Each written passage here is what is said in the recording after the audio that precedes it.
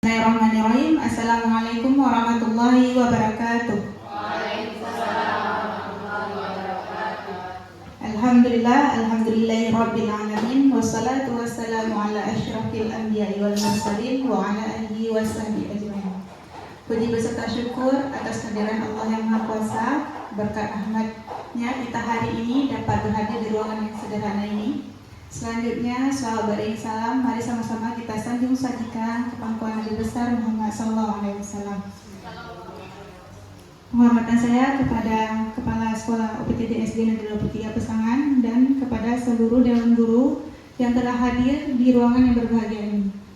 Baiklah, untuk hari ini terima kasih buat semua guru-guru kita yang sudah semangat untuk mengikuti acara kita hari ini, yaitu diseminasi budaya positif di UPTD SD Negeri 23 Pesangan. Insya Allah pada hari ini kita akan dengarkan pemaparan materi yang dari ahlinya, yaitu kepada Bu Nurul Hikmi nanti akan memberikan pemaparannya kepada kita. Dan kita juga akan sharing-sharing bersama bagaimana keadaan budaya positif di sekolah kita. Terutama mungkin bagi yang para senior sudah banyak pengalamannya, mari kita berbagi praktik baik di sini. Selanjutnya untuk pembukaan dan juga kata-kata sambutan, kami mintakan kepada Kepala Sekolah SD Negeri 23 Pesangan, Bapak Mudasirullah SPDMM. Kepada Bapak kami silakan.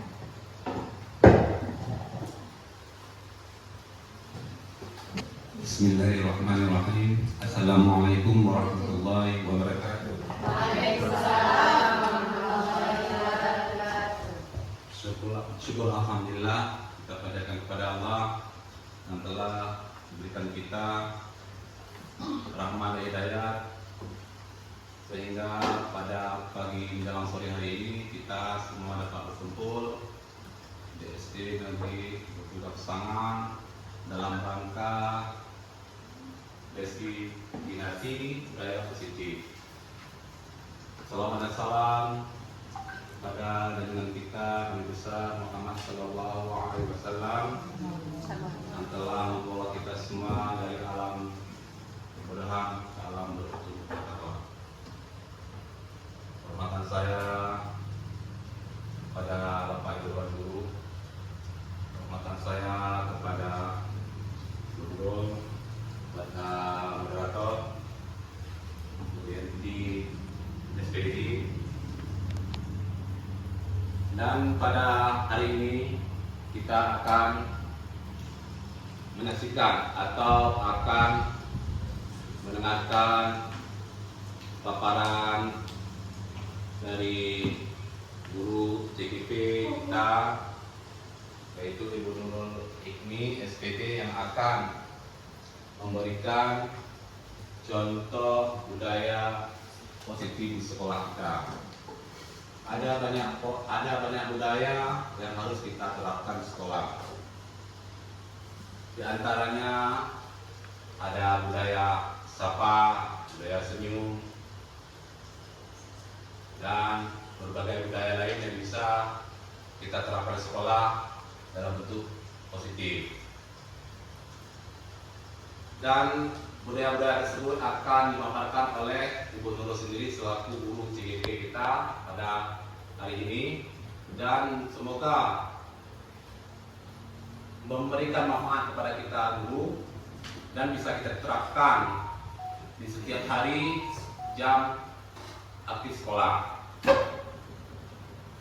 Dan saya berharap untuk CGP selanjutnya ke depan bukan hanya cuma satu orang lagi, saya berharap ada beberapa orang lagi, karena banyak guru-guru yang akan merubah sekolah SD 23 Pesangan nanti menjadi sekolah yang terfavorit. Amin. Kita tetap Pesangan. Selanjutnya kita akan mendengarkan paparan daripada Ibu Nurul Hikmi untuk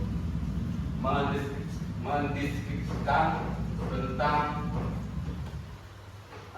budaya diseminasi budaya positif modul 1.4. Dan saya berharap pada semua guru mau betul menyaksikan dan mempraktikkan dan mempraktekkan di lapangan di sekolah kita ini. Sekian dan terima kasih atas semua perhatian gurunya yang pada pagi hari menjelang sore ini, dan saya berharap partisipasi semua guru pada hari ini menjadi sebuah manfaat bagi kita semua. Semoga pada pagi hari ini Allah akan memberikan anugerah dan manfaat kepada kita semua. Amin. Ya Rabbal Alamin. Sekian saja. Assalamualaikum warahmatullahi wabarakatuh. Waalaikumsalam warahmatullahi wabarakatuh. Bapak Mutasirullah sudah membuka acara kita pada hari ini. Selanjutnya kita akan dengarkan pemaparan dari Ibu Nurul Hikmi tentang diseminasi budaya positif ini. Dan semoga dalam acara seminar kita ini lebih aktif kepada kawan-kawan untuk bisa sharing semua pengalamannya untuk berbagi di hari yang berbahagia ini. Jadi setelah keluar dari sini kita dapat manfaatnya. Udah dikeluarkan unek-uneknya, bisa kita bahas sama-sama. Jadi bukan hanya sebuah pertanyaan, tetapi juga berbagi pengalaman. Untuk selanjutnya, mari kita sama-sama dengarkan pemaparan diseminasi budaya positif ini. Kepada Ibu Nurul Hikmi kami persilakan.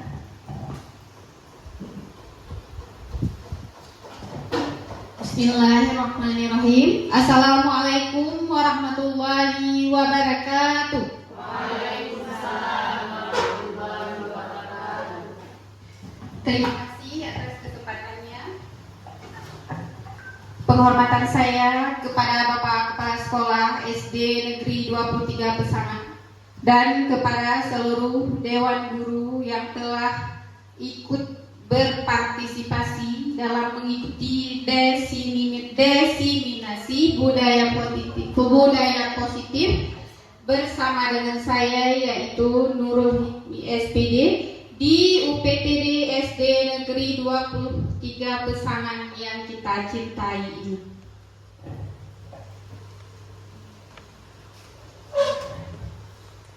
Di sini saya akan memaparkan penyebaran pemahaman dan penerapan pengalaman budaya positif.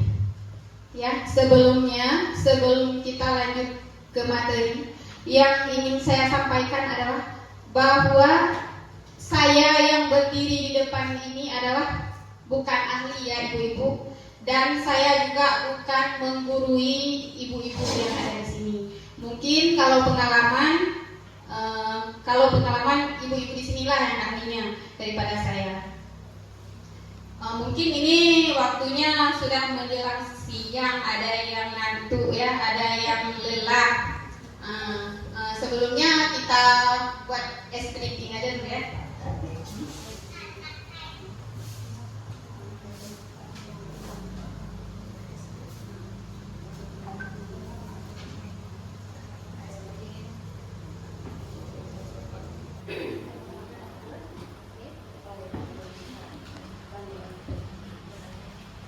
Udah ibu bapak ya, jadi es breakingnya kita sederhana saja ya. Di sini coba ibu perhatikan clue-nya, ucapkan apa yang terlihat, bukan yang tertulis. Bisa dipahami ibu-ibu? Bisa ya? Berarti nanti ibu ucapkan apa yang terlihat, bukan yang tertulis. Oke, siap, kita mulai ya. Serentak ya ibu ya. Mic-nya kalau bisa dipakai aja biar ini. Mau dipakai. Oke, mau gimana? Coba ya. Oke, siap. Serentak ya ibu. Merah. Kuning. Biru. Oke. Ungu. Biru. Oh ya. Hijau. Fokus. Oke, kita ulangi ya.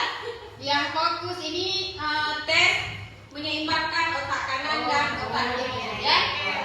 Ini lain nampak. Udah, sekali lagi oke. Udah. Sebentar.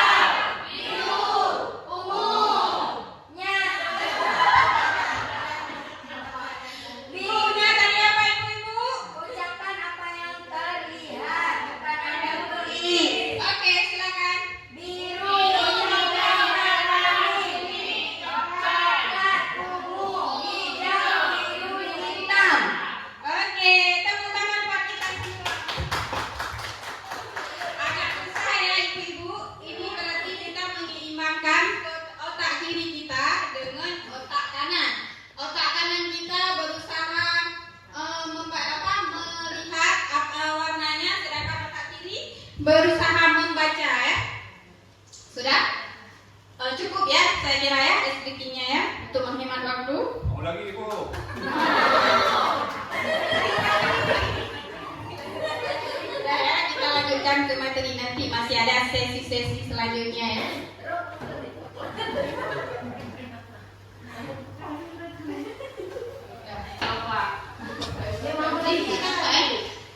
Udah nampak ya Ibu, di sini saya akan memaparkan penyebaran pemahaman dan penerapan pengalaman budaya positif. Di sini konsep inti budaya positif sebenarnya banyak ya. Cuman saya di sini ambilnya 7. Yang pertama, perubahan paradigma belajar. Yang kedua, ada disiplin positif. Dan yang ketiga, ada kebutuhan dasar manusia. Yang keempat, motivasi perilaku manusia. Dan yang kelima, posisi kontrol guru. Yang keenam, keyakinan kelas. Dan yang terakhir, segitiga restitusi. Nah, yang pertama, pembelajaran dengan paradigma baru. Nah, pembelajaran ini merupakan pembelajaran yang dirancang berdasarkan prinsip pembelajaran berdiferensiasi, sehingga para peserta didik belajar sesuai dengan kebutuhan mereka berdasarkan tahap perkembangan untuk mewujudkan profil pelajar Pancasila. Saya rasa ibu-ibu di sini tidak asing lagi ya dengan profil pelajar Pancasila. Apa ibu-ibu yang pertama? Yang pertama, beriman dan bertakwa kepada Tuhan yang Maha Esa. Yang kedua, berakhlak mulia. Apalagi bergotong royong, kreatif, dan apalagi mandiri, bernalar kritis, gotong royong. Berarti kalau sudah kita sebutkan profil pelajar Pancasila, itu sudah masuk ke 6 elemen tersebut ya. Nah, di sini ada miskonsepsi tentang teori kontrol. Setelah ibu membaca, coba ibu perhatikan ini. Miskonsepsi. Ketika kita membaca miskonsepsi, apa kira-kira yang ada di benak ibu? Salah pemahaman. Iya, salah pemahaman. Selama ini pemahaman yang kita anggap selama ini benar ternyata salah, ya? Ternyata salah. Di sini coba ibu lihat gambarnya, itu gambar apa ya kira-kira? Ya, yang di depan seorang murid, yang di belakang seorang guru. Seorang guru seperti memegang kunci ya, kunci. Yang pertama, ilusi guru mengontrol murid ya. Kita seorang guru mengontrol murid. Jadi miskonsepsinya di sini, seorang guru ini yang memegang kunci seperti apa? Kalau yang nampak ibu lihat. Ya, seperti tembakan, tapi seperti apa kalau ibu lihat? Ada dorongan dari belakang, ya, berusaha mendorong ke arah yang dia inginkan. Dia itu kita guru yang mendorong itu dari belakang guru. Kita selama ini memaksa siswa kita, berharap mereka sesuai dengan yang kita inginkan, bukan sesuai dengan keinginan mereka. Ini dalam konsep budaya positif ya. Kemudian di sini termasuk juga ilusi guru mengontrol murid ini, guru yang biasanya memberikan hukuman kepada siswa, kemudian menerapkan disiplin yang peraturan yang terlalu peraturan sesuai dengan keinginan guru. Kalau menurut kita, dengan kita menerapkan banyak-banyak peraturan, misalnya membuat peraturan tidak boleh, terserah kita, maksudnya yang berhubungan dengan peraturan. Jadi seorang murid semakin banyak peraturan biasanya seperti apa dia? Semakin membangkang dan semakin banyak melawan ya. Yang semakin banyak membangkang, semakin banyak lawan. Kemudian ilusi bahwa semua pengaturan positif, penguatan ya, bukan pengaturan, semua penguatan positif itu efektif dan bermanfaat. Nah, di sini kira-kira ada yang Ibu ingin tanggapi atau Ibu tanyakan tentang yang nomor 2 ini? Penguatan positif. Ada Ibu? Ini mungkin bahasanya ya, padahal sering kita lakukan. Ini penguatan positif ini kita memberikan penghargaan kepada siswa. Misalnya siapa yang bisa mengerjakan soal ini nanti akan Ibu berikan hadiah. Kita iming-imingkan dengan hadiah. Kalau misalnya selama ini yang kita lakukan, termasuk saya ya, juga pernah melakukan hal seperti ini. Yang kita pikirkan itu positif, baik ya. Ternyata itu kurang baik ya, kurang disarankan. Karena dengan mengiming-imingkan hadiah, siswa dalam mengerjakan tugas, dia akan selalu mengerjakan tugasnya bukan dari diri dia, tapi karena nanti dikasih tugas, dikasih hadiah. Jika sewaktu-waktu kita tidak memberikan hadiah, murid tersebut dia tidak menjadi malas. Kemudian yang nomor 3, ilusi bahwa kritik dan membuat rasa bersalah mampu menguatkan karakter murid. Coba Ibu ingat-ingat, biasanya di kelas pernah nggak Ibu membuat seorang murid itu merasa bersalah dengan kata-kata Ibu? Pernah ya, termasuk saya ya. Misalnya, ini jangankan siswa di sekolah, anak sendiri kadang-kadang di rumah ya, pernah kita bandingkan. Kak, kenapa yang lain bisa? Yang ini, kenapa kamu bisa? Yang lain rajin. Kenapa kamu malas? Ya kan? Anak-anak di sekolah kadang juga, kenapa kamu nggak bisa? Kenapa kawan kamu bisa? Kita banding-bandingkan. Ternyata siswa itu tidak nyaman. Bahkan diri kita sendiri saja, seorang guru bila dibanding-bandingkan juga merasa tidak nyaman, ya. Jadi ini masuk ke ilusi bahwa kritik dan membuat rasa bersalah tidak mampu ya menguatkan karakter anak. Yang ada hanya anak tersebut menjadi merasa bersalah jadi kepikiran ya dengan kata-kata kita. Kemudian yang terakhir, ilusi bahwa orang dewasa berhak memaksa ya. Kita sebagai seorang yang sudah dewasa punya anak, mungkin ini murid kita, jadi kita paksakan mereka sesuai dengan kehendak kita. Seandainya kita di posisi mereka, apakah kita akan merasa nyaman? Enggak ya. Mungkin beginilah juga yang dirasakan oleh anak-anak kita dan juga anak didik kita. Mungkin sampai di sini ada yang ingin menanggapi Bapak Ibu. Kita lanjut atau ada yang ingin ditanyakan atau ingin menanggapi, karena kalau pengalaman ini ibu-ibu yang lebih berpengalaman. Ada.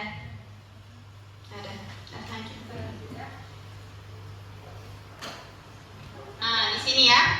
Ini ada saya tulis satu tadi di antara 4 tadi tentang miskonsepsi ilusi guru mengontrol murid. Miskonsepsi tentang ilusi guru mengontrol murid seringkali muncul dari anggapan bahwa guru memiliki kekuasaan mutlak untuk mengadili perilaku dan pemikiran murid-muridnya. Seperti contoh, guru beranggapan bahwa dengan aturan yang ketat dan disiplin yang keras, guru dapat sepenuhnya mengontrol perilaku murid. Ya, padahal pada kenyataannya kontrol penuh tidak mungkin dipaksakan, karena setiap murid memiliki pemikiran dan juga emosi dan juga latar belakang yang berbeda yang mempengaruhi perilaku mereka ya. Apalagi siswa kita di dalam kelas ada 32 orang, pastinya ada 32 karakter yang berbeda ya.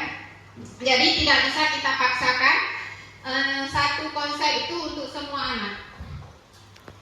Jadi tugas kita sebagai seorang guru di sini adalah menuntun, berarti menuntun sesuai dengan karakter anak dengan tanda kutip ke arah yang positif. Bukan berarti kita mau ikut dia misalnya bandel, kita ya ke arah baganya dilakukan ya.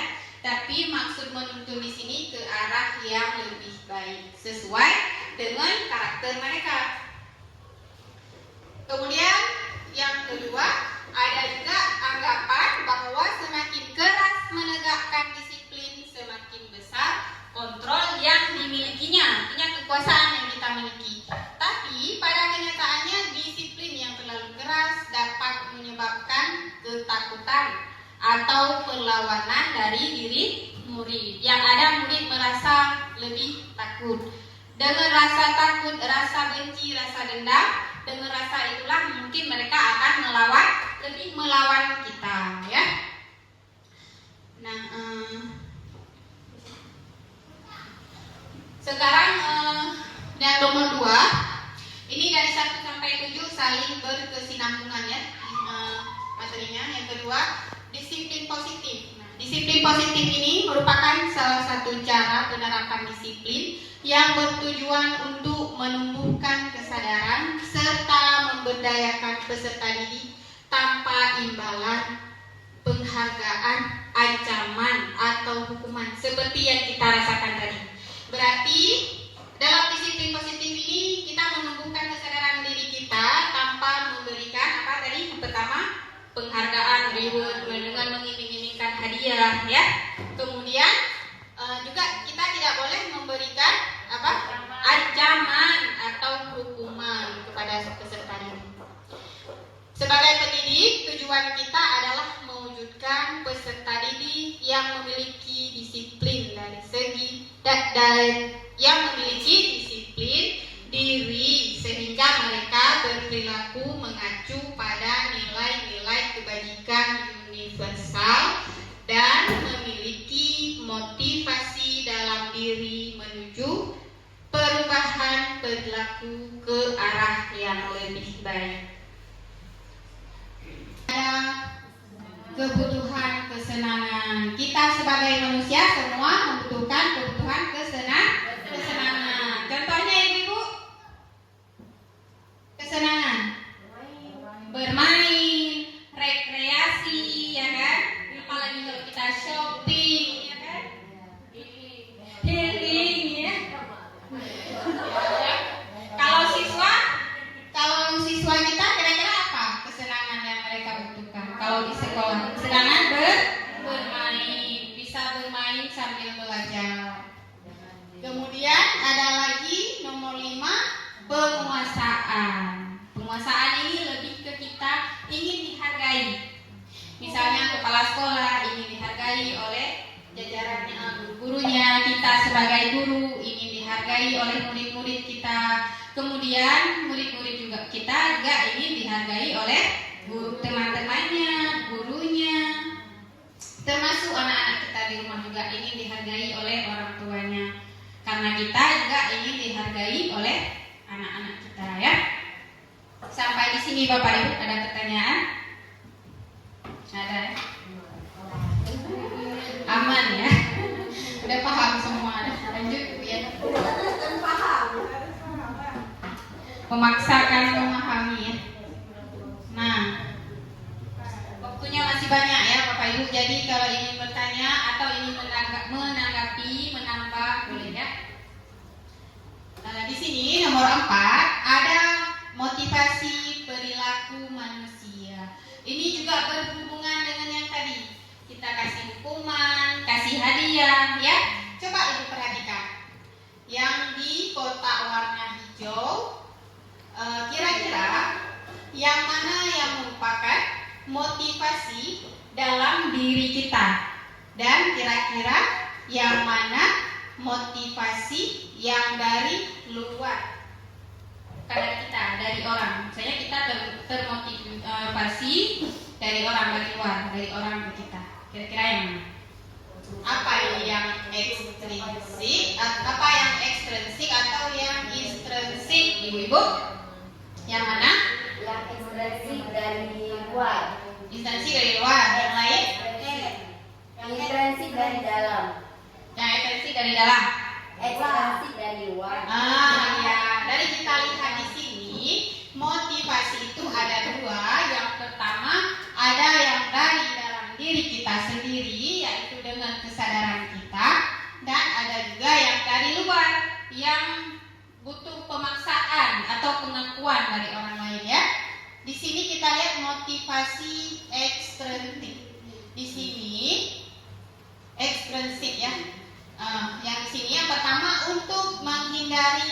ketidaknyamanan atau hukuman. Ini misalnya ya, kesadaran dari luar dengan adanya hukuman. Misalnya anak-anak masuk tepat misalnya jam 7:30. Kalau misalnya jam 7:30 belum masuk, nanti mereka akan dapat hukuman. Misalnya berdiri di depan kelas, atau suruh keliling lapangan, atau disuruh hormati yang bendera ya. Jadi dengan ada hukuman seperti itu, murid karena ada hukuman makanya dia datang tepat waktu jam 8:30. Tapi itu 7:30 ya, 7:30 lagi 7:30. Nah, jadi motivasi ini tidak baik ya ibu-ibu, karena ternyata dia bukan dengan kesadaran sendiri. Tapi kalau seandainya sewaktu-waktu hukuman itu dihilangkan, maka murid tersebut seperti apa kira-kira? Ya, tidak akan datang tepat waktu lagi karena tidak ada hukuman. Kemudian sama juga untuk mendapatkan imbalan yang seperti kita katakan tadi.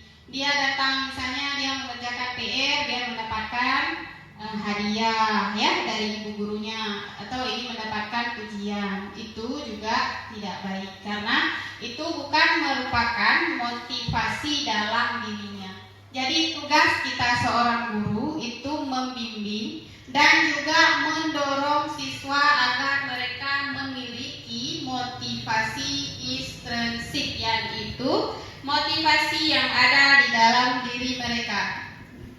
Untuk apa motivasi intrinsik itu? Untuk menjadi yang mereka inginkan dan menghargai dirinya sendiri dengan nilai-nilai yang mereka percaya.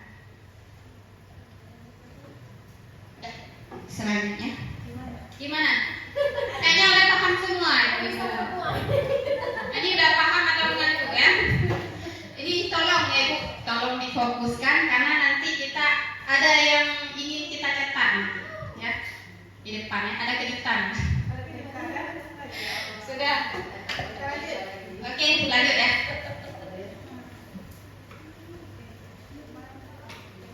Nah, di sini ada 3 ya, ada hukuman, ada konsekuensi, ada restitusi. Kalau hukuman itu kira-kira apa ibu-ibu? Hukuman yang biasa kita lakukan. Apalagi kira-kira? Ya. Apalagi? Ya, suruh keliling lapangan ya. Ya, siap. Ini hormat tiang bendera ya. Ya, berdiri 1 kaki sampai pulang. Enggak biasa kita lakukan. Memang ngajar ini lagi. Mudah-mudahan ke depan tidak lagi ya, gitu ya. Ada?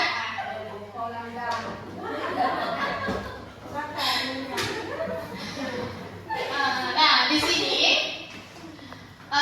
hukuman berarti hukuman itu tidak terencana ya, tiba-tiba saja dengan emosi. Ya, dengan emosi tiba-tiba keluar sendiri. Ini gara-gara kamu nggak buat PR, coba kamu keliling lapangan. Ya, kita bentak-bentak ya. Ini gara-gara kamu telat masuk, karena kamu berdiri di depan kelas sampai pulang. Ya, jadi tanpa kita sadari, murid kita kan tidak tahu ya kalau misalnya hukuman ini dia bersifat sepihak, kita yang menentukan, suka-suka kita, apa yang kita suruh. Ya, jadi mereka nurut aja. Kemudian berefek apa? Berefek jerah pada fisik. Kita jewer, sakit kuping ya. Kita suruh berdiri sampai kesleo ya. Kemudian yang pokoknya hukuman ini yang termasuk ke dalam hukuman ini semua yang menyangkut dengan efek jerah yang mereka dapatkan ya. Kemudian beda dengan konsekuensi ya. Konsekuensi ini terencana atau disepakati sesuai peraturan. Misalnya ini kita buat peraturan kelas ya. Siapa yang nggak piket ya biasanya bersihin WC ya. Itu tapi sudah mendekatkan ke hukuman juga kalau agak berat-berat ya. Tapi itu kalau misalnya ada kesepakatan dengan siswa, ini lebih masuk ke konsekuensi. Misalnya ini kamu coret-coret buku kawan, berarti konsekuensinya apa? Ya, ganti bayar buku kawannya ya. Ini lebih masuk akal, tapi tetap saja murid dibuat tidak nyaman ya. Jadi yang disarankan di sini apa kira-kira? Coba lihat-lihat. Restitusi. Iya, sudah pasti restitusi ada di sini cara penyelesaiannya, yaitu dengan restitusi. Di restitusi ini proses menciptakan kondisi bagi murid untuk memperbaiki kesalahan. Kemudian proses kolaboratif. Kolaboratif itu apa Ibu? Kerjasama. Iya, bekerja sama yang mengajarkan murid untuk mencari solusi sendiri. Misalnya ini ya, misalnya ada murid yang berkelahi, dia sampai jambak-jambak kawannya, ada yang lepas kancing baju. Itu seperti apa kita kalau restitusi? Kira-kira ada bayangan? Ada 2 orang anak sedang bertengkar sampai jambak-jambakan baju. Salah satunya ada yang terlepas kancing bajunya. Kalau kita terapkan dengan restitusi ini seperti apa kira-kira? Dia bertanggung jawabnya. Iya, kita panggil anak tersebut. Berarti tadi yang salah apa tadi? Sampai terlepas kancing baju. Berarti dengan cara apa dia menyelesaikan masalahnya? Dengan menjahit kembali kancing baju kawannya. Supaya apa? Supaya dia bertanggung jawab. Kalau misalnya dia nggak bisa jahit, berarti cari alternatif lain, lebih ke tukang jahit atau atau ini belajar menjahit. Ya, sudah ada satu ilmu lagi. Ya. Kalau dia mengukur kawannya, Sama nanti akan kita bahas di depan ada segitiga restitusi ya.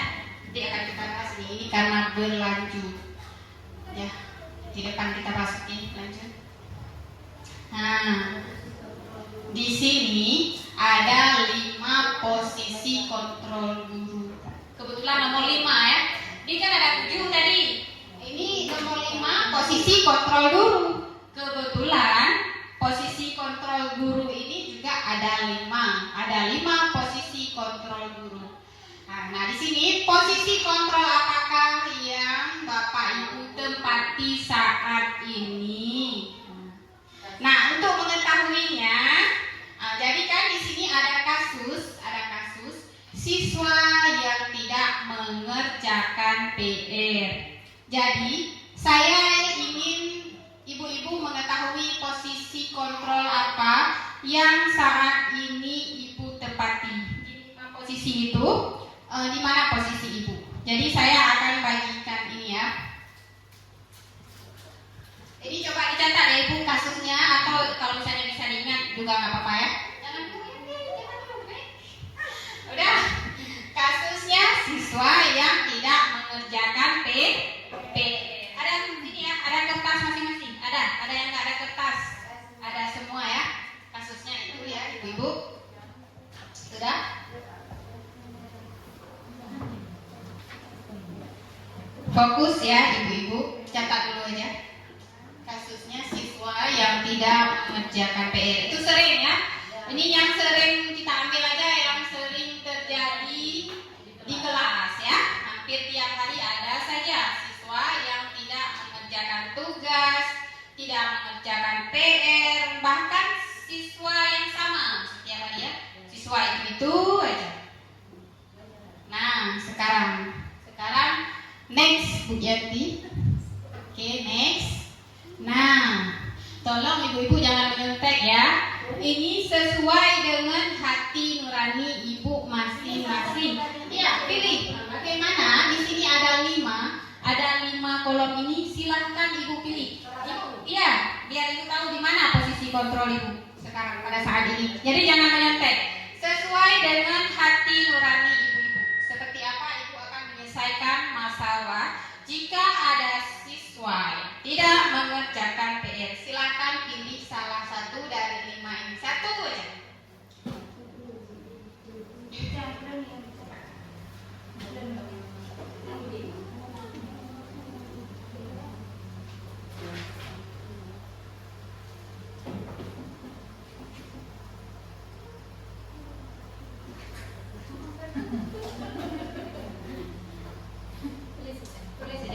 Biar nggak ngantuk.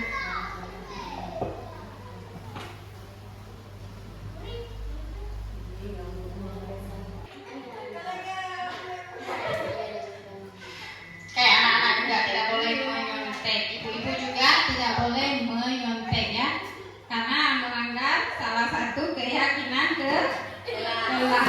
Oke. Yanti juga harus tutup, saya nggak boleh lihat.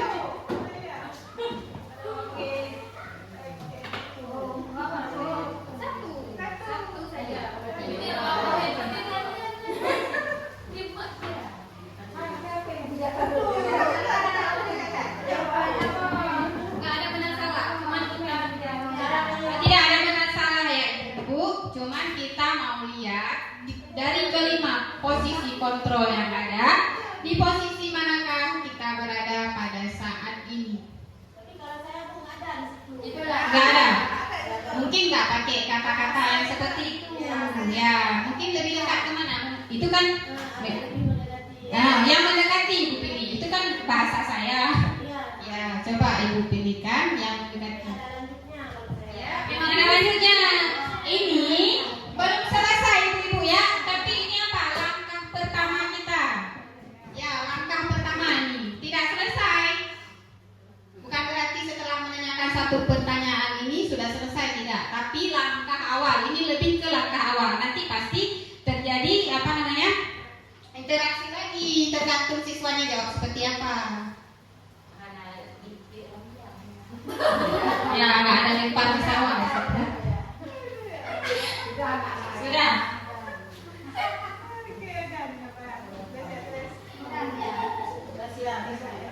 Sudah. Tadi tutup ibu ya. Nanti. Belum ya. Tunggu dulu kawan.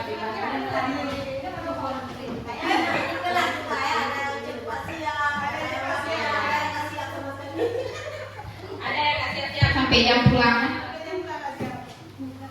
Ini yang pertama, ini dari yang tidak kuat tugas tadi ya, mungkin bahasanya ibu beda lagi, ini kan bahasa saya ya. Ayo dong ikut aturan sekolah, tolonglah bantu ibu ya kali ini. Ya sudah, nggak apa-apa, lain kali jangan diulangi, begitulah kira-kira. Kemudian ada juga, saya benar-benar kecewa dengan kamu. Saya pikir kamu adalah anak yang bertanggung jawab. Atau mungkin setelah ibu bilang saya sangat kecewa dengan kamu, mungkin kata-kata ibu lain lagi. Nah, tapi masuknya ke nomor 2. Kemudian yang nomor 3, karena kamu tidak membuat PR, silakan berdiri di depan. Nah, ada juga, saya sendiri ada, semua guru ada ya. Kemudian, apakah kamu tahu kesalahanmu? Kira-kira bagaimana kamu memperbaiki kesalahanmu? Nah, nanti ini belum selesai, selanjutnya pasti ada interaksi lagi, yang lain enggak. Kemudian yang terakhir, kamu telah melanggar peraturan sekolah. Kamu tahu konsekuensinya? Setelah ini kamu harus menyelesaikannya ya. Atau selanjutnya kata-katanya terserah ibu. Sudah? Sudah. Oke ya. Nah, sekarang coba ibu lihat nanti di mana ya. Next Bu Yanti. Nah, ada 5 di sini ibu-ibu ya. Nah, ini 5 posisi kontrol guru. Yang pertama, di posisi pertama ada kita sebagai penghukum. Yang kedua, ada pembuat rasa bersalah. Ya, tahu pembuat rasa bersalah tadi kita lihat. Ini gara-gara kamu saya dimarahi bapak kelas sekolah. Nah, ya kan? Apa lagi? Ini apa lagi ya? Gara-gara kamu coret-coret dinding, ini dindingnya jadi kotor. Tanggung jawab gitu ya. Kemudian teman. Ada yang teman tadi kan? Nah, yang mana kira-kira yang teman tadi? Ada yang cerita yang teman tadi? Ya udah nggak apa-apa, nanti kita selesaikan. Itu kawan ya? Ada pokoknya ya. Itu termasuk ke teman, ke kawan. berkawan dengan anak-anak. Enggak baru tadi saya acak. Nanti kita lihat, ada nanti. Ini belum ya. Belum tahu jawaban itu masuk kemana, belum tahu kita. Nanti kita lihat. Ya. Belum. Ini ada penghukum. Nanti kita lihat dari jawaban kita masuk kemana ya. Ada pembuat rasa bersalah ya. Ada berteman dengan siswa. Seperti kawan, berbicara seperti dengan kawan, bukan sebagai guru dengan murid ya. Kemudian ada ini, artinya memantau kesalahan. Sudah berapa kali kamu telat? Sudah berapa kali kamu tidak buat karpet? Ya, pemantau. Ya. Kemudian yang terakhir ada manajer. Manajer ini bukan bos, kan? Ya. Kalau di guru bukan bos, tapi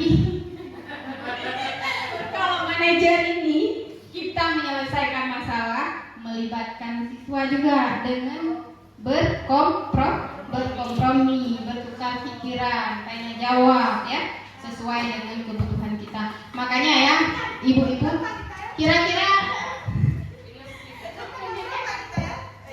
makanya dulu teringat ya, Bu Irmayanti dulu waktu kita ikut pertama ini ada salah satu CGP sebelum ibu-ibu itu jadi PP ya, pernah dibilang ibu-ibu waktu kita daftar CGP ini yang kita ajarkan selama ini di sekolah ternyata semua bukan. Ada kan Bu apa kalau namanya?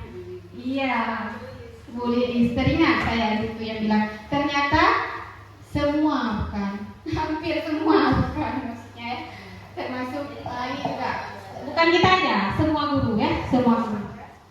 Nah, berarti kalau menurut Bapak Ibu di antara 5 ini yang kira-kira disarankan atau yang kira-kira enak ini yang mana? Mana? Teman menurut ibu-ibu. Teman dan manajer ya. Berarti ini jawaban ibu masih ada kan? Ada. Mau lihat sekarang di posisi apa kita berada saat ini? Oke. Sesuai dengan jawaban yang kita pilih tadi. Oke, next Bu Yati. Cuma nggak semua dua-dua di slide ya. Sekarang, ada yang masuk di sini dulu karena nggak muat layarnya. Ada yang pilih karena kamu tidak buat PR, silakan berdiri di depan. Atau silakan keliling lapangan sekolah. Ada yang jawab? Enggak, ini ada yang jawab. Enggak ada ya. Ya alhamdulillah kedepannya. Kalau memang pernah kita lakukan ya, termasuk saya sendiri mungkin pernah ya. Mudah-mudahan kedepannya kita tidak akan memiliki cara ini ya. Kemudian aman ya. Berarti hukum enggak ada ya. Oke?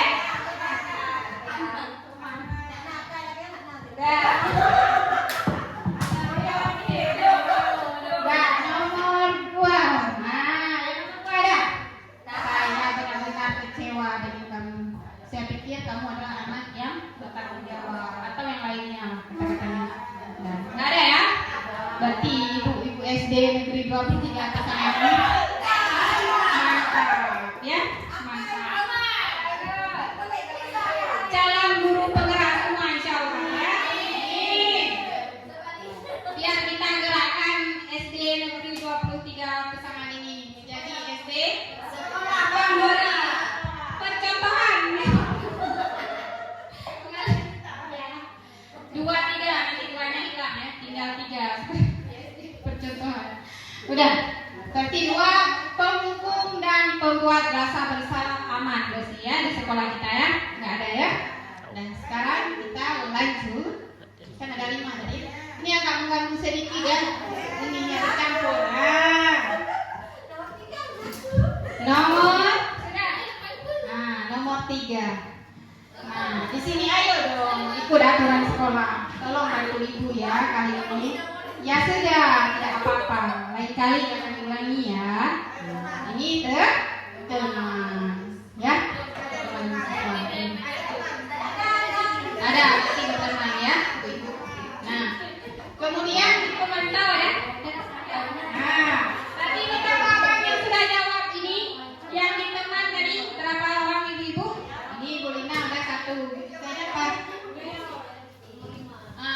juga berteman. Nomor berapa? Nomor 3. Siapa yang ada jawab 3? Tidak. Ada 2 orang yang berteman ya. Jadi posisi kontrolnya saat ini berada di posisi berteman ya dengan siswa. Sudah. Kemudian yang pemantau ada. Nah, ada di satu. Wow. Pantau berapa kali udah buat PR ya? Juga ya. Siapa lagi?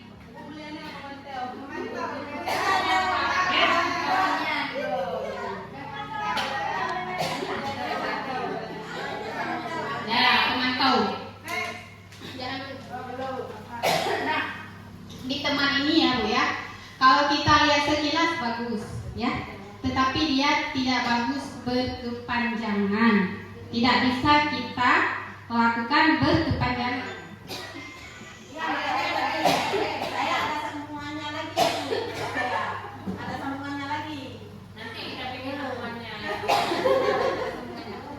Saya juga di situ Bu. Jujur ya, saya pribadi juga selama ini banyak di teman, berteman dengan siswa ya. Kemudian yang pemantau, tapi bagus juga ini, bagus, tetapi tidak terlalu dianjurkan ya, bagus tapi tidak dianjurkan. Kemudian yang pemantau, kamu telah melanggar peraturan sekolah.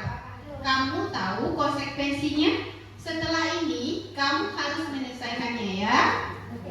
Ya, ini juga tanggung jawabnya. Tapi ini kita juga memaksa.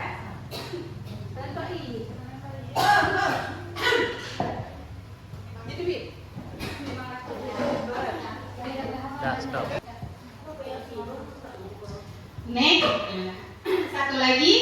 Nah, ini manajer boleh lagi posisi kontrol ibu saat ini ada 2, boleh. Silakan yang memilih manajer. Manajer dengan apa tadi berarti? Manajer dengan kontrol ya. Ya, posisi kontrol tadi ya. Posisi manajer. Ya.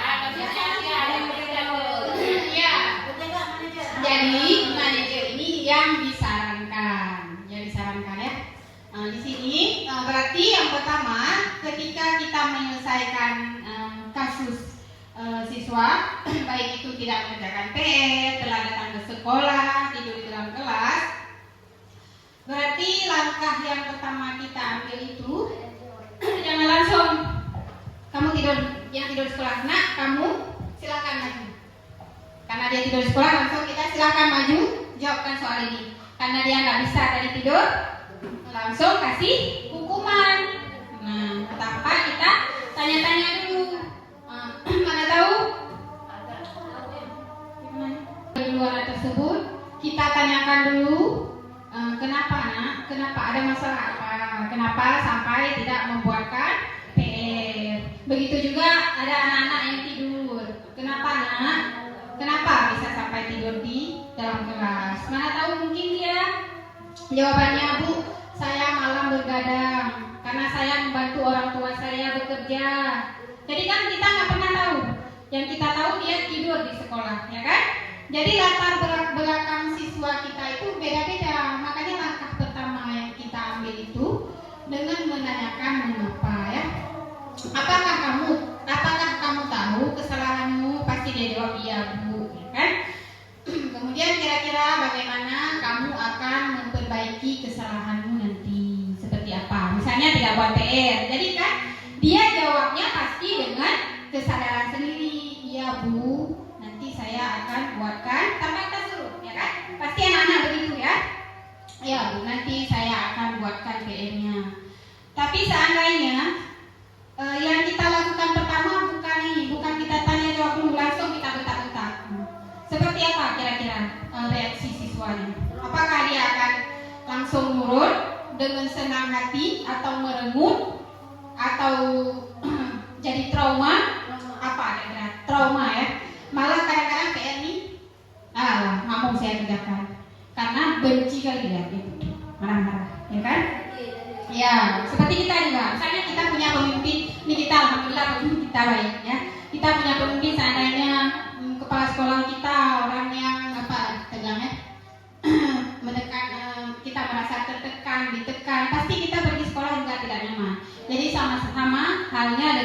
siswa kita ya.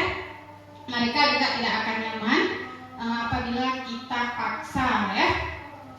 Jadi kita berusaha melakukan tanya jawab untuk mengetahui apa sebenarnya, kenapa apa yang sedang dialami oleh anak ini, kenapa dia sering datang telat ke sekolah. Ini kan mungkin padahal kemarin saya ada rencana menyelipkan video ini, pernah ibu lihat di TikTok seorang anak itu, di TikTok ada juga di YouTube ada juga seorang siswa, dia pergi ke sekolah perempuan ya. Setiap dia masuk kelas selalu telat. Gurunya selalu bilang, ini kemana nih siswa, siapa namanya ya? Kalau nggak salah ini saya kasih tahu. Ada kayaknya ya. Kemana nih dia nggak datang, telat. Tiba-tiba dia datang langsung dipukul, pakai roll kan? Dipukul dan duduk dia. Besoknya telat lagi. Gurunya sampai emosi ya. Tiap hari dia telat. Hari ini kamu telat lagi, langsung dipukul. Nah, di hari ketiga sampai dia tidak masuk sekolah. Ternyata apa? Ternyata orang tuanya meninggal. Di hari pertama dia tidak masuk sekolah, orang tuanya sakit di rumah sakit. Dia yang menyuapkan nasi tanpa dia kabarkan kawan-kawannya. Kemudian setelah dia suapkan orang tuanya nasi di rumah sakit, berjalan kaki dia lari pergi ke sekolah, makanya dia telat. Di hari kedua juga dia masih mengurus ibunya di rumah sakit dengan menyuapkan nasi. Setelah dia menyuapkan nasi ke orang tuanya, baru dia pergi ke sekolah, makanya dia telat di hari kedua. Makanya gurunya juga langsung hukum kan? Langsung hukum tanpa tanya kenapa dia terlambat, langsung dia hukum. Kemudian di hari ketiga apa yang dia katakan? Kalau kalian mau pukul saya lewat, silahkan, ya kan? Silahkan ibu mau pukul saya, silahkan, saya terima, ya kan? Saya juga merinding ibu lihat video tersebut. Ternyata apa? Orang hari ini kalau kalian mau pukul saya, mau lempar saya, silahkan. Hari ini ibu saya meninggal katanya. Ya, merinding ibu saya. Nah, begitulah ibu-ibu. Mungkin apa yang dialami oleh siswa kita nggak tahu, ya. Makanya apapun masalahnya, alangkah baiknya terlebih dahulu kita melakukan tanya jawab, ya. Nah, posisi ini mungkin memang agak susah ya, termasuk saya ini. Mudah-mudahan kedepannya kita bisa menempatkan diri kita di posisi manajer. Yang teman dari juga bagus ya ibu, tapi tidak disarankan terlalu lama ya. Tidak bisa berkepanjangan ya. Kontrol tadi juga bagus, tapi tidak bisa berkepanjangan. Lanjut Bu Yeti.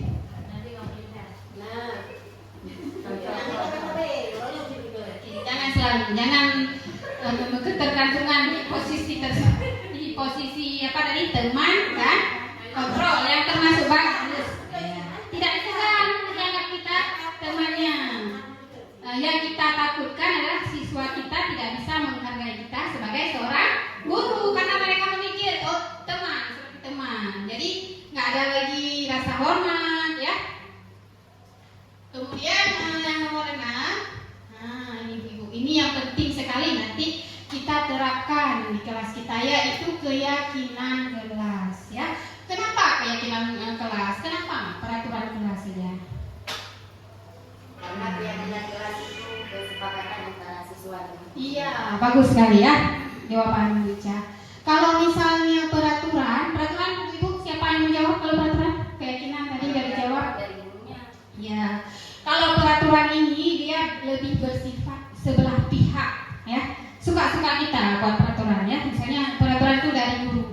Jangan coba ibu kasih contoh, jangan saya yang kasih contoh satu peraturan di kelas. Apa? Di dalam kelas. Ibu Lina kelas 3 ya. Nah, apa? Kan ini anak-anak di kelas Ibu Lina kelas 3. Ibu Lina buat peraturan kelas. Ini dalam kelas 3 nggak boleh apa misalnya.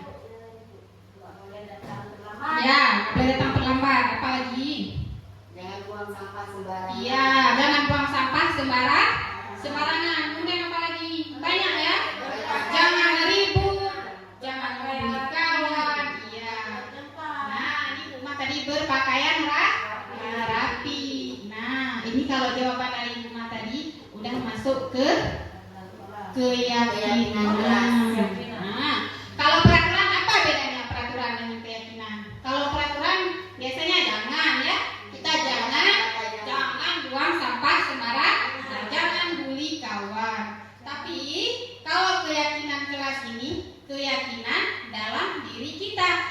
lihat dulu dari sisi positif. Saya harus memakai baju seragam sekolah.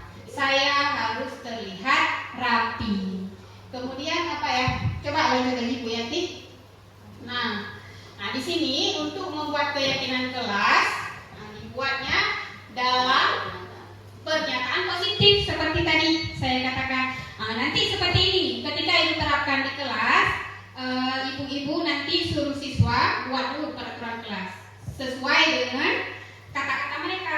Nah, nanti kita yang akan mengubah dari kalimat yang mereka tulis, kita ubah ke dalam bentuk keyakinan. Nanti ada contohnya di depan ya. Kemudian di keyakinan kelas ini sedikit saja agar mudah diingat. Nah, saya tanya nih, ibu-ibu kelas 1, kelas 2 siswanya kan karena ibu nggak nanya, jadi saya yang nanya ya. Kelas 1, kelas 2. Jadi gimana nih cara kira-kira, kan orang tuh nggak bisa baca. Di sini sedikit saja agar mudah diingat. Itu kelas besar lah ya. Kalau kelas 1, 2 banyak yang belum bisa membaca. Kira-kira seperti apa cara ibu-ibu membuat keyakinan kelasnya? Dalam bentuk apa kira-kira? Bentuk apa? Dalam bentuk gambar. Iya, dalam bentuk gambar. Pernah lihat misalnya tidak boleh merokok. Tanpa ditulis biasa gambarnya seperti apa? Dilarang merokok, kan ada? Nah, biasanya ditempel apa? Rokok, kemudian tanda palang, silang ya. Nah, kemudian yang lain juga tidak boleh berbicara. Mungkin ibu ambil gambar orang berbicara, tutup mulutnya. Dan tidak boleh menggunakan HP, gambar HP, kemudian gambar palang. Kemudian yang boleh dicontreng ya. Kira-kira seperti itu ya, Ibu. Kemudian kalau untuk kelas besar, usahakan siswanya yang membuat. Jadi berarti yang ada dalam diri mereka. Nah, yang ada juga misalnya tidak boleh memukul kawan. Ini kan dari diri mereka, perjanjian yang dibuat oleh mereka sendiri. Jadi nanti ketika mereka langgar, kita bisa tanya. Nah, peraturan keyakinan kelas apa yang telah kamu buat sendiri dan kamu langgar saat ini. Ya, di sini sesuai dengan kondisi kelas dan sekolah sehingga mudah diterapkan. Berarti kalau di dalam kelas sesuai dengan kondisi kelas kita. Misalnya saya kelas 5, ibu-ibu yang kelas 1, kelas 2 seperti saya katakan tadi, pakai gambar ya. Kemudian semua warga kelas dilibatkan saat membuat keyakinan kelas. Jadi berarti apapun nanti aturannya itu bukan berasal dari kita guru, tetapi dari mereka masing-masing. Next. Nah, di sini ada contoh contoh yang sudah buat kemarin di kelas kami. Menggali dulu. Nah, menggali peraturannya dulu. Yang pertama, misalnya siswanya tulis apa? Jangan membuli guru dan teman di kelas. Tidak membuat keributan selama pembelajaran. Itu kan yang mereka tulis, apa yang mereka ingat. Semua pakai kata-kata jangan, nggak apa-apa. Nah, tugas kita di sini sebagai guru apa? Mengubah peraturan tersebut menjadi keyakinan. Dari tadi yang ditulis oleh siswa, jangan membuli guru dan teman di kelas.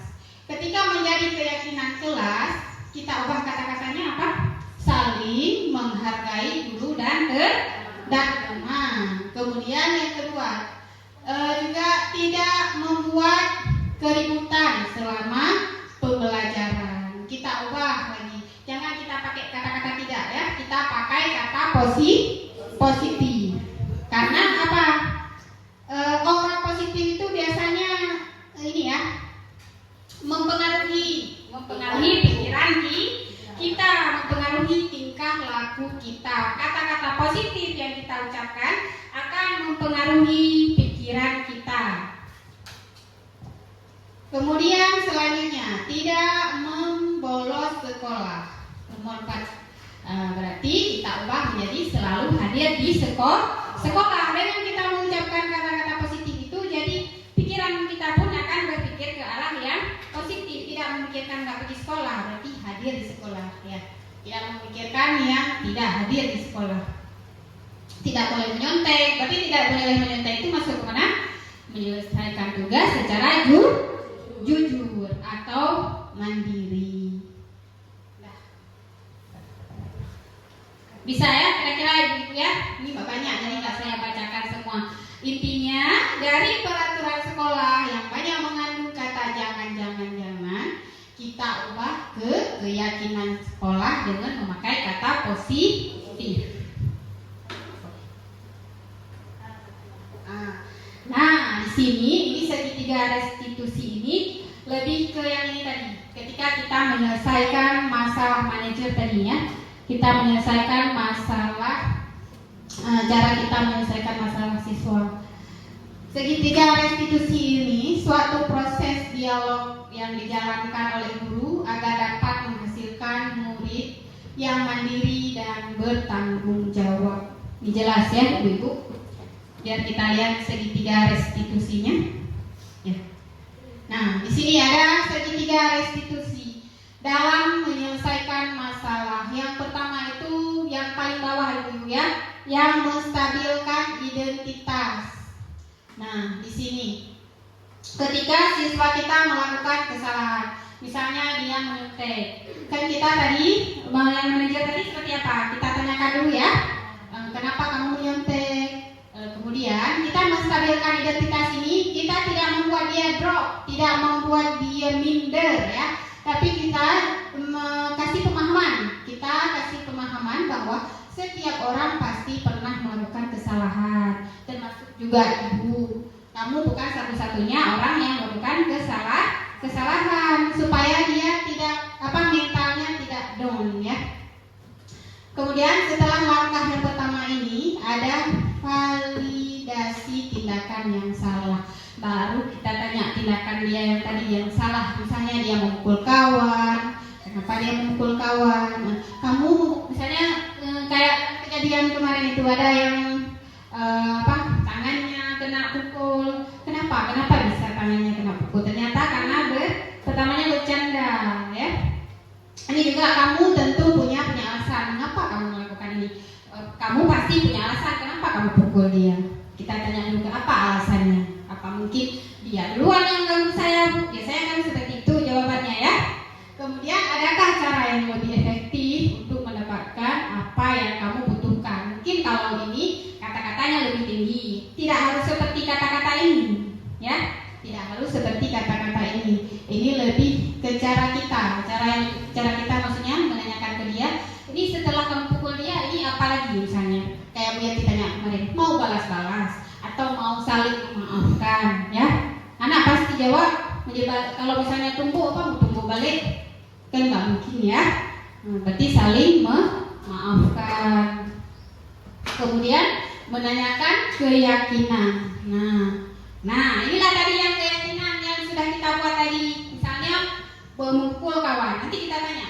Tadi kan kita makanya di awal masuk kelas itu, di awal misalnya ini semester kita masuk langsung buat kesepakatan kelas atau keyakinan kelas. Karena disinilah dia perlunya. Ketika seorang siswa melakukan kesalahan, kita langsung bisa menanyakan. Misalnya dia pukul kawan tadi. Nah, tadi kan kemarin kita kan sudah buat keyakinan kelas. Kira-kira yang sudah kamu buat itu keyakinan kelas apa yang telah kamu langgar? Nah, dia pasti jawab, oh ini Bu membuli kawan. Nah, kan? Berarti dia dengan keyakinan kesadaran dia sendiri, dia menjawab keyakinan yang telah dia tulis. Nah, kemudian kamu ingin menjadi orang yang seperti apa? Kita tinggal dengar aja penjelasan dari siswa tersebut. Pasti setiap siswa kan jawabannya beda-beda ya. Nah, terakhir ibu-ibu ya. Selamat ibu-ibu dari kami. Nah, kesimpulannya ini kalau dari saya ini mungkin dari ibu-ibu apa? Kira-kira yang sudah capek ibu duduk 1 jam di sini, mungkin apa yang bisa kita terapkan ke depannya kira-kira ibu? Udah nggak ingat banyak, teringatlah 1 kata ya. Apa kira-kira?